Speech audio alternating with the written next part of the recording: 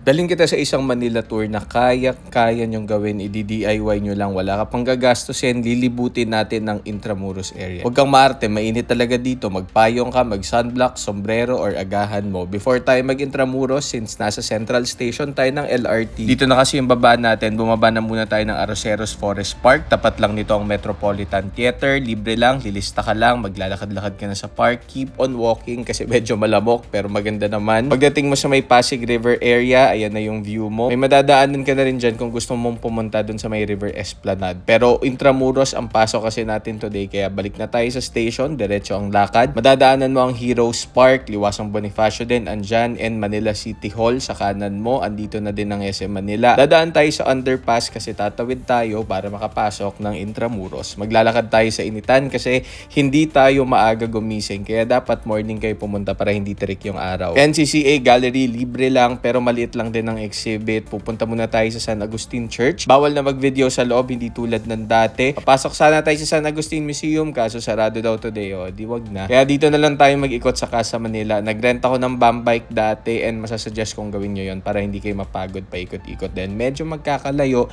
yung mga pwedeng puntahan dito, lalo na dun sa mga ticketed area. Pwede kang mag-Intramuros Pass kung gusto mo nang isa-isahin yung mga major sites, tapos marami ka pang makokollect na kung ano-anong sticker at stamps dyan. Itong Bahay Chinoy Museum din yan. Ayan ang new entrance fee nila. Manila Cathedral, ito na, sa tapat lang yan ng Plaza de Roma. Another spot na sumisikat. Itong free entrance lang din na Centro de Turismo. May free area, may paid area. Sa free, pwede kang magpalamig at mag-chill.